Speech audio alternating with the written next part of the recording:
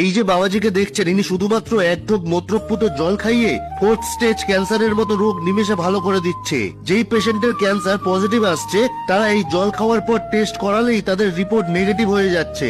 এই কারণে ডক্টররাও এই চমৎকার দেখার জন্য বাবাজির কাছে যাচ্ছে।